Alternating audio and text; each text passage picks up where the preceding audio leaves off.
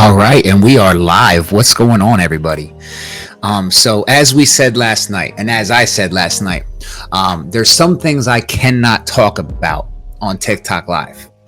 It's just a common rule here that I think we're all aware of, that no matter what, there's a lot of things that if I talk about it over there, I'm going to get banned, I'm going to lose my page, and there's a lot of things I want to talk about with you guys. So today we're going to be diving into the transgender conversation that's going on here in America. So I've got a video queued up.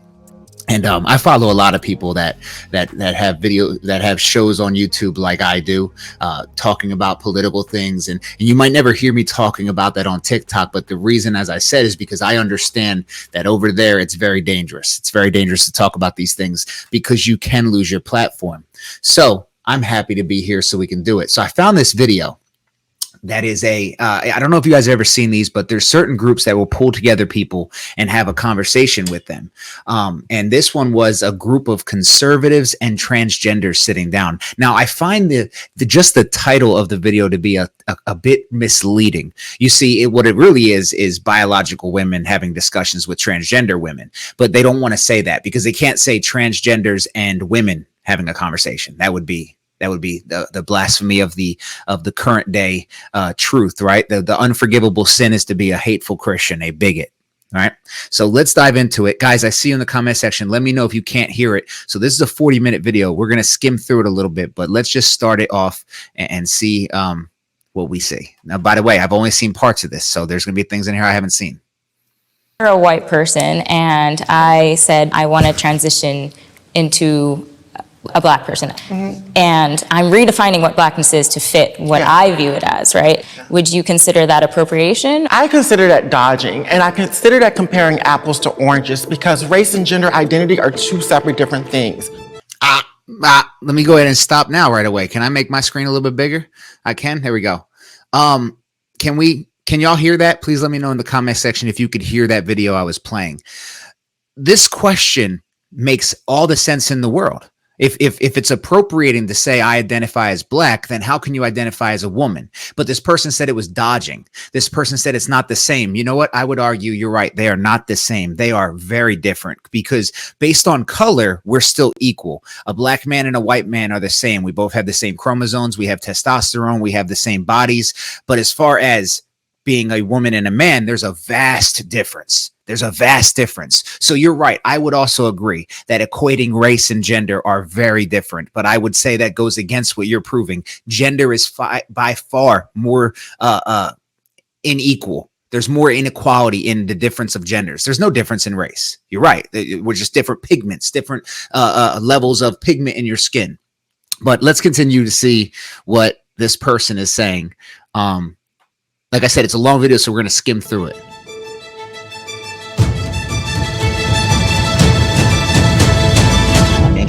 The middle ground. All right.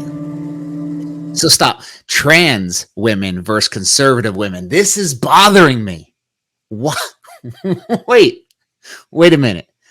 It's because they can't define women. So they have to put a title for the conservative women. They can't say trans versus women. They have to put a title. Let's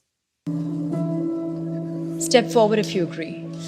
The transgender movement is indoctrinating our youth. So if you're not familiar with the way this works, is they'll say something and then people that want to add their input walk up and talk about it. So before we let them walk up, let me go ahead and jump in here. The transgender movement is indoctrinating our youth. I don't care what people think about that. You see, here's the difference. They'll say, oh, we should be allowed to talk about these things in school. That's not what's happening in the schools. They're not just talking about these things. They're presenting it saying this is 100% truth. And if your parents disagree with this, then they're wrong. They're not presenting it as in this world, there's a lot of things that people say. If the schools were just saying some people believe this and some people believe this and they left it alone, I'm not mad at that. I don't know about you guys. If you're a fellow parent, are you mad at that? I'm not mad at that. Whatever. It is real life that these people exist. No one's saying they don't exist. The problem is when the school is saying your parents are wrong. This is what's right. And if your parents tell you anything different, they're bigots. Let's see the response here. I'm interested.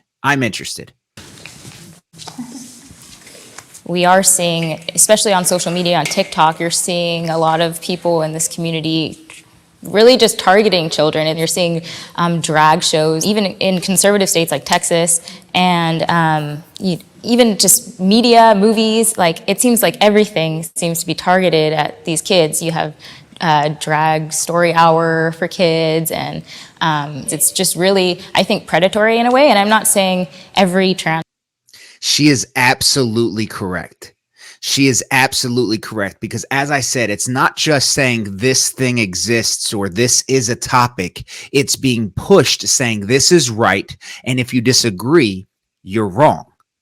It's not being pushed as two alternating ideas or 2 points of a discussion. It's being presented as this is the truth, and if you disagree with it, you're wrong, and we have to get rid of you because your way of thinking is archaic.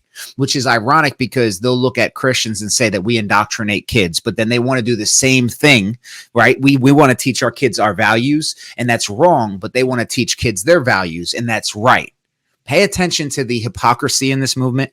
Pay attention to, man, I can say things I haven't been able to say in the past. I just remembered that. Let me make this very clear. I'm a firm believer that the entire transgender movement actually contradicts the entire LGBT. The T in there contradicts it all. You see, L and G only exist because of a binary, right? What do they say about if you're a lesbian? It's because you're a woman who likes women, right? You like the same gender. If you're a man who likes men, same gender. Then there's bisexual, LGB, the B. Bi, meaning there's two, and you go between the two. And then here comes T coming in like, no. None of that matters. None of that is real. Both can't be true. The LG and the B cannot exist with the T because they contradict each other. And that's why there's a lot of people that support the LGBT movement that are still going to be like, yeah, but that stuff's crazy. And they say that. Let's see where this goes. I'm going to start skipping through it a little bit. This person is doing this, but as a whole, there does seem to be a route that they're taking to get to the kids. And when you hear Blue's Clues playing in the next room. Babies, right? I want to hear an People opposition. These are all agreement. Over here is Here we they go. transitioned as a child, Let's see what and the now opposition is they saying. amputated off healthy body parts and are miserable. All right. Can the disagreeer step forward? So now the disagreeers are going to come forward. Let's hear. The fact that the trans movement has got people shook has me so excited. The trans movement is... Pause. You hear that? The fact that the trans movement has people in fear and going crazy gets them excited. Think about that. That's what they want. Let me give you guys a little a piece of advice from my opinion. In today's age, when social media is so prevalent and anyone could be placed in front of other people, I firmly believe what people really are driving for is everybody wants to be an outlier. Everybody wants to be an outlier. Everybody wants to be a Dr. Martin Luther King. That's why so many people want to protest anything. There's people out here that will protest anything. They are career protesters. There are people that get paid to be protesters. There are people that are looking for something to protest. Like, oh, did you say they're gathering over in Kentucky? All right, I'm coming. You said they're over in Chicago gathering. Here I come.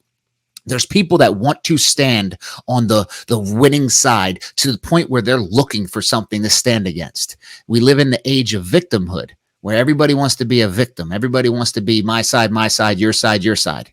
And look what this person just said. Let's let them talk. I'm a firm believer in people will let you know who they are. Let them speak. Not indoctrinating our youth. Our youth are understanding who they are at a younger age. And from what I was hearing over here is a lot of what y'all were saying, I wonder would you say it to the parents? Yeah, I would say it to the parents. And guys, to protect myself from any copyright, that's why I'm also pausing it a lot. I have to pause it. Yeah, I would say it to the parents. This is this weird idea of this new thing with parents nowadays, that these parents are dealing with these children that are confused. And how dare you tell these parents that their children's feelings aren't valid? Well, no, I firmly believe you handle this with your kids the same way you should handle it if my son came to me and said, I'm Batman, Dad. If I said, hey, kids, get ready for dinner, wash your hands, and he walked downstairs with a cape and a Batman mask on, and he said, I'm Batman, I would say, oh, that's cute, bud. Let's get ready for dinner. But Dad, I'm Batman. No, you're not. Go get ready for dinner. Yes, sir. Yes, sir. All right, cool. Same thing if my son says he's a dog one day. My son has been a dog, has been a T-Rex. He's been Batman, Spider-Man, Iron Man. I mean, kids, you can't drink before 21. You can't operate a motor vehicle before the age of 16 to 18, depending on the state. You can't join the military before 18. You cannot get a tattoo before 18. You cannot, I mean, the list goes on of things. You can't vote. But yet these parents out here are saying my 12-year-old who can't even decide his own bedtime can tell me what gender he is.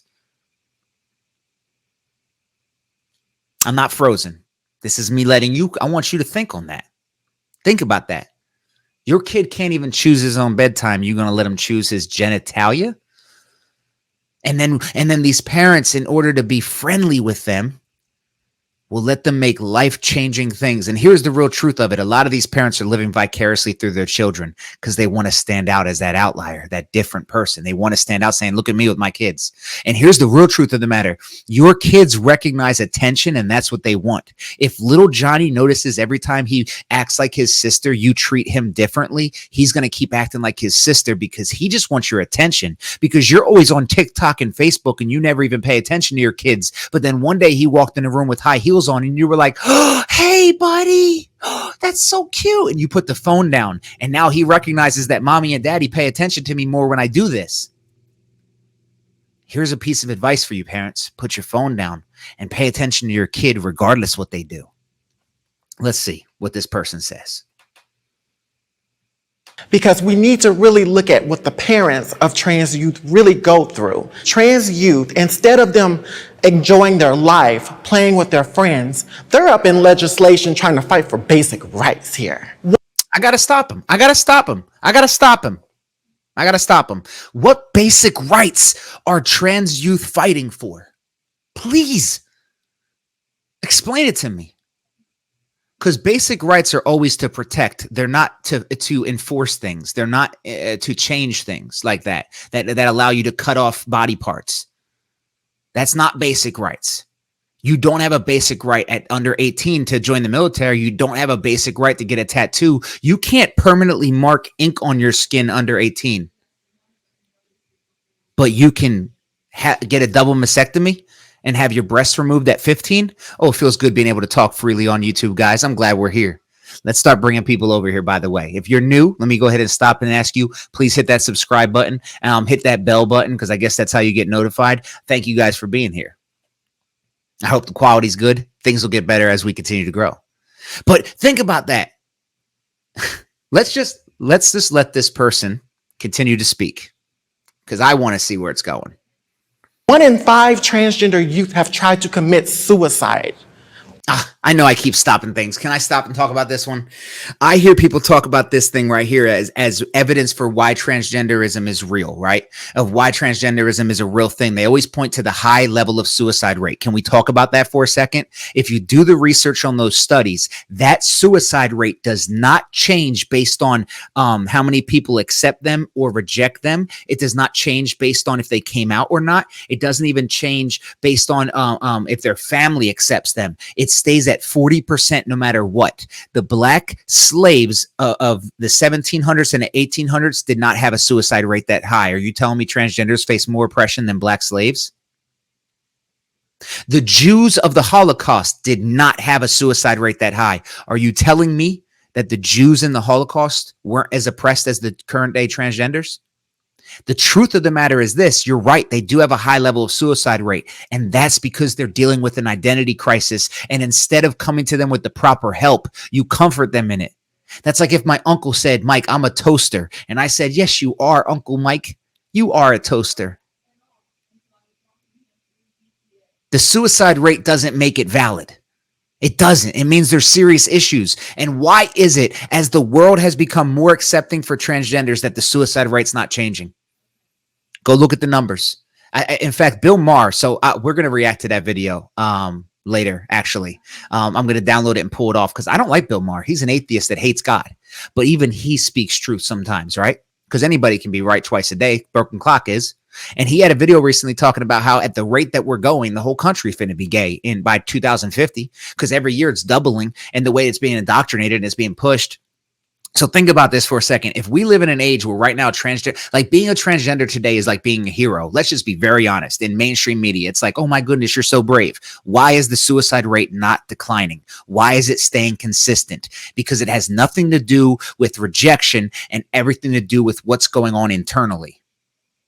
And that's why they keep inventing new genders, because someone sees this transgender thing and they're like, oh, that'll make me feel better. So they go to it and they're like, I don't feel better. Well, you know what? I'm a wolf gender. I'm a dog gender. I'm a trigender. I'm a multi-gender. They keep digging deeper. Like, I need to find something for value. I need to find something that tells me I belong. I need to find something that gives me identity. But the answer is the only identity that exists is in Christ Jesus.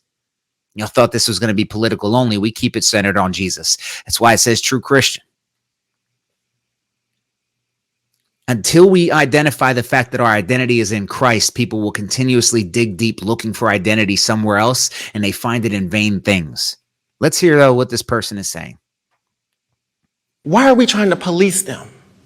But you're bringing it only to the parents. The question was indoctrination in general. And like, Let me skip through to the next Things question. are going to happen. Either I will be homeschooling my kids because I do believe it is my responsibility to protect them and shield them from the outside world, which is targeting children. So let me just say this. I do love these conversations, and I should preface this. I respect everyone for having the willingness to sit down and have these conversations and to show respect to each other. And I love the people that are standing on their values. I just want to make that very clear. I love that. And I love these videos online because these videos show people being willing to try and find a middle ground. Now, I will say this, though, whenever you watch debates like this, pay attention because the person that's making it has the right to edit it how they want to edit it. That's important to note.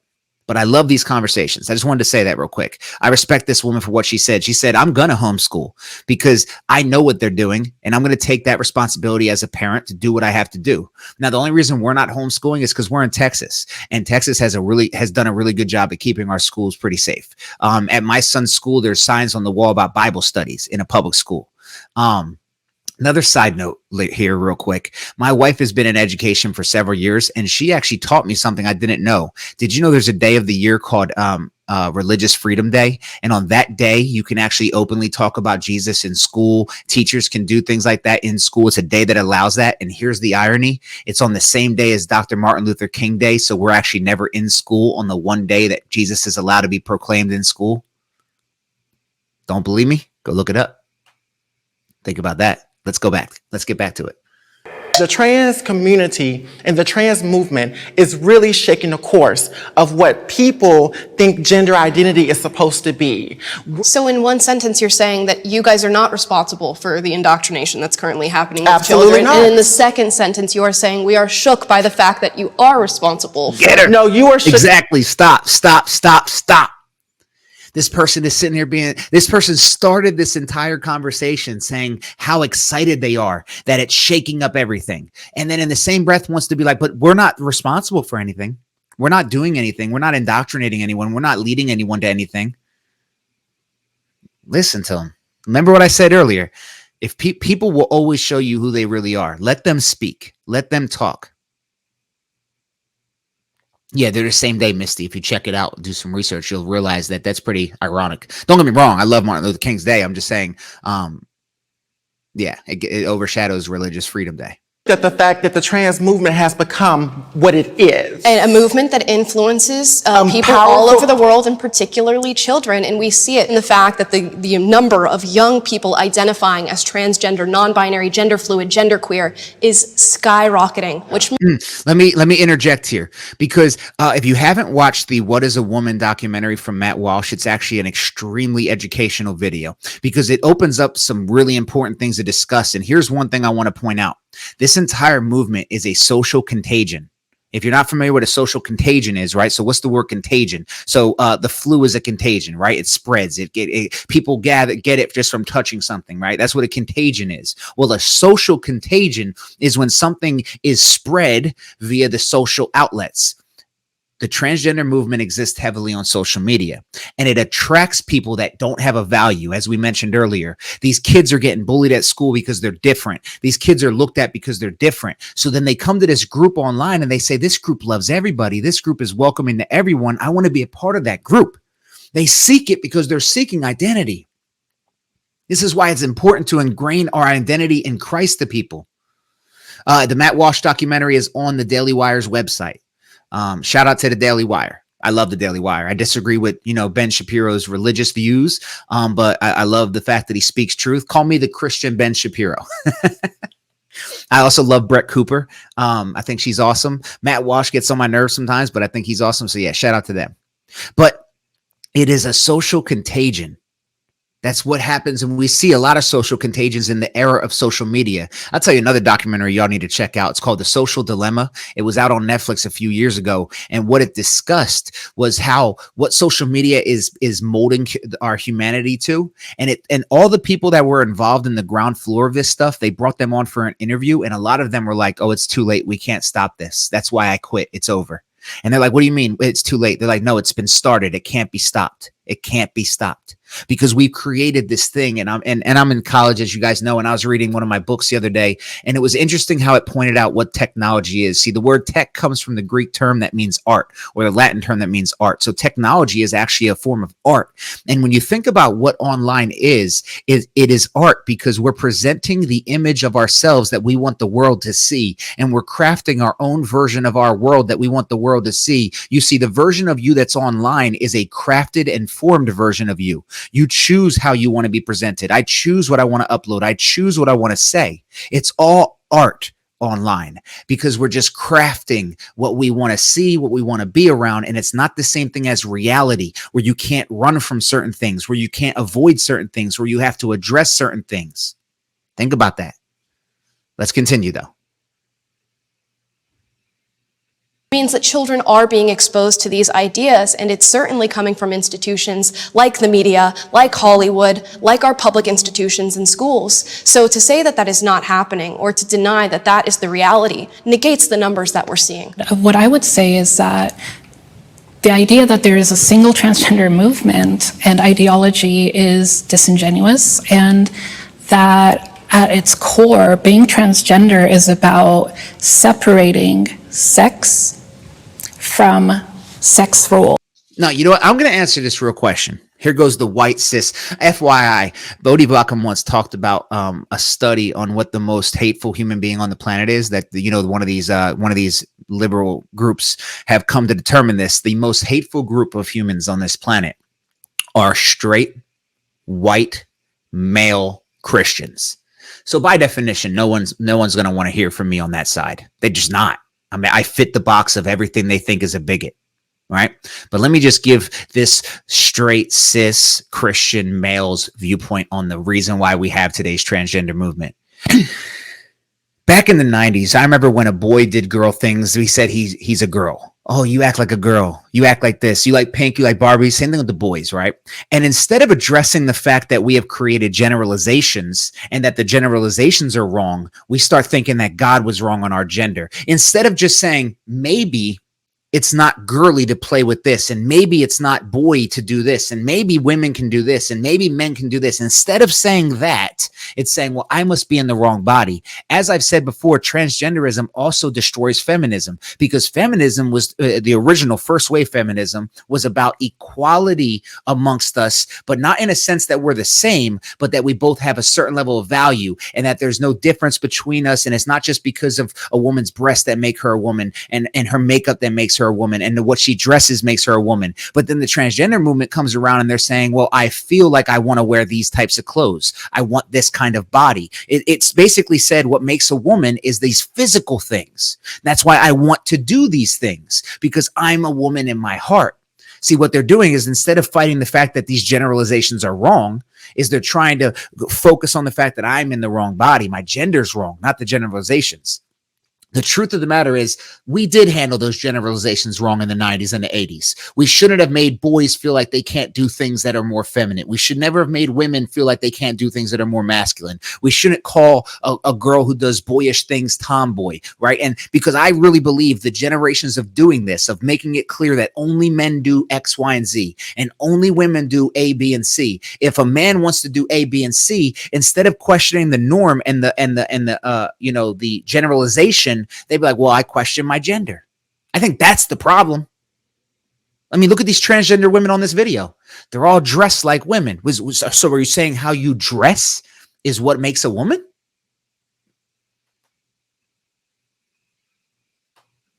And gender roles that are compulsory. Do you think that children should be able to transition medically? No. I think No. it just really Amen. depends on. Hey, you know what? And I respect that. I respect when someone like this transgender gentleman is willing to say, no, children shouldn't. I want to hear this. Let's hear what they say. On each individual situation, they should be able to make the best medical decision for them. I am comfortable sharing bathrooms with the other side. So for sake of time, I'm going to skip the bathroom conversation. Let me see what the next part of this is, because we're definitely, it's a lot here. They talk about that for a while. What's this next one? The ability to give birth is a woman's greatest strength. Oh, I want to hear this. Let's go back real quick. Hold on. I don't know about you guys. Can the disagreeer step forward? So the disagreeers are stepping forward first.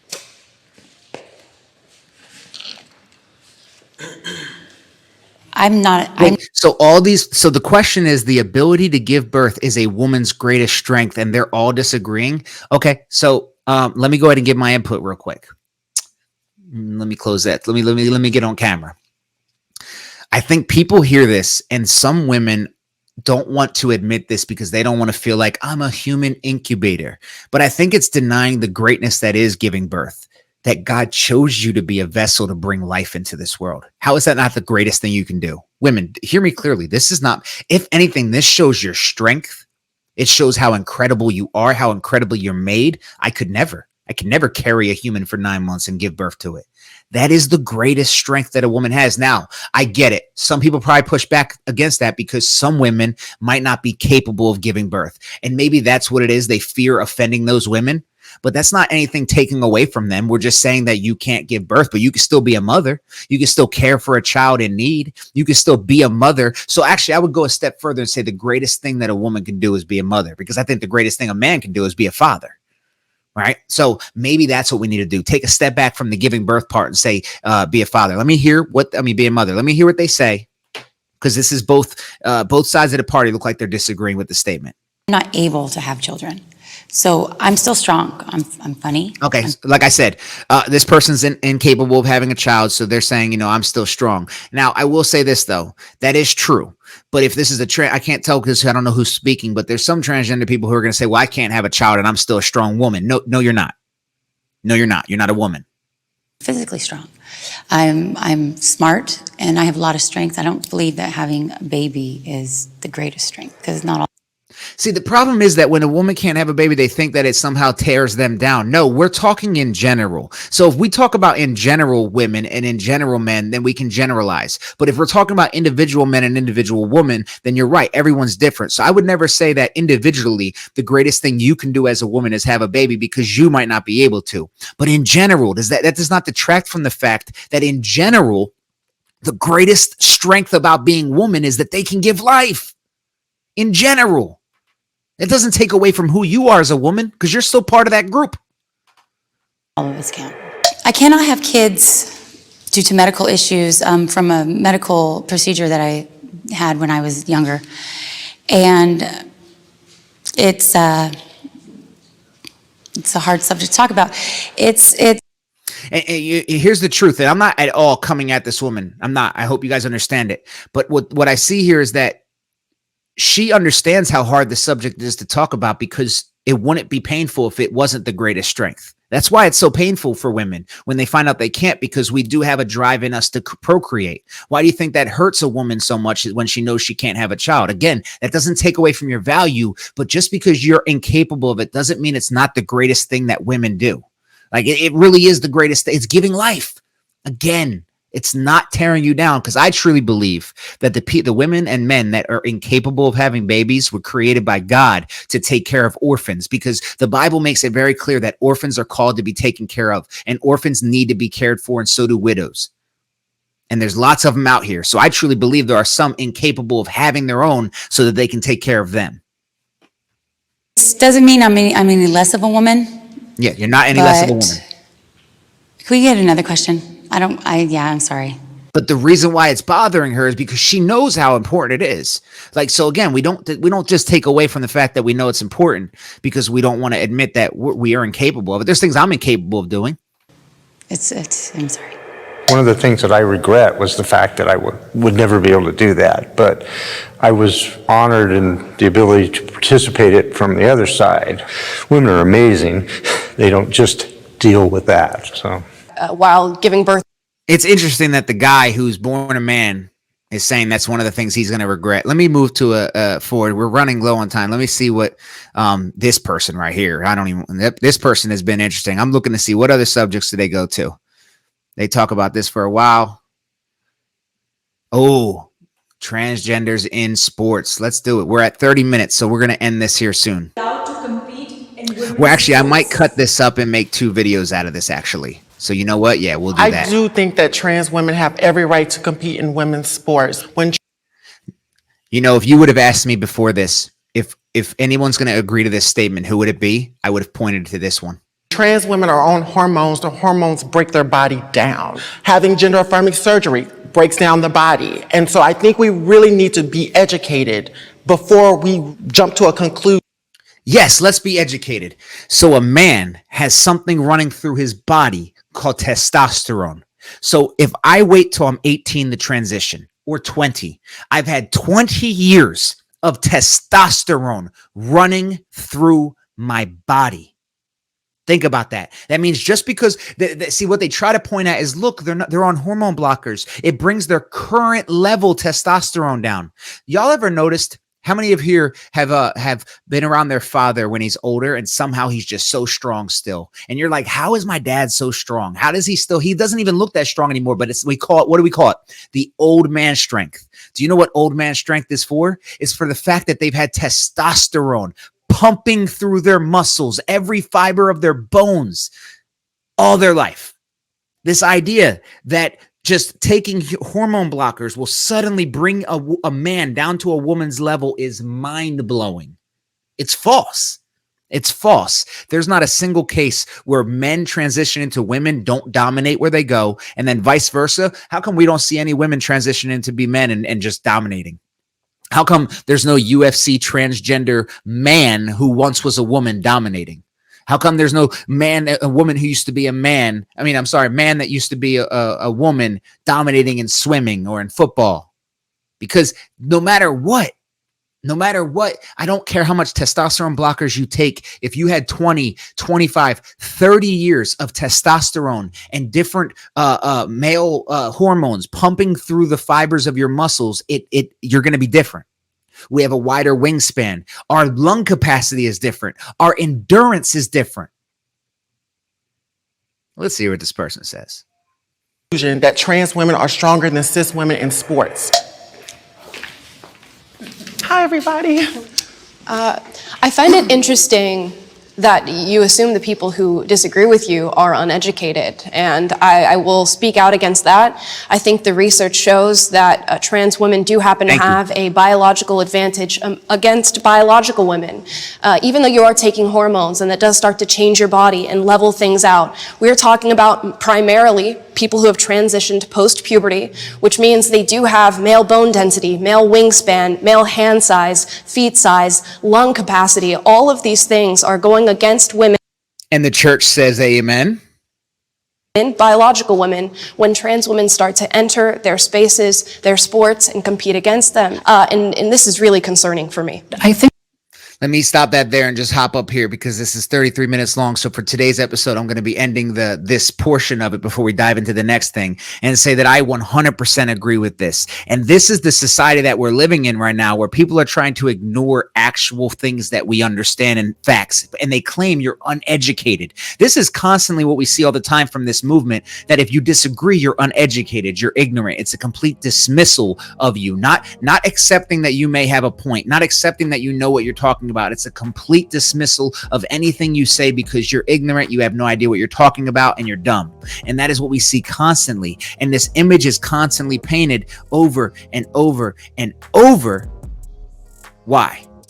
because it ingrains this idea that when they see you, the first thing they think is they have nothing to contribute to this discussion.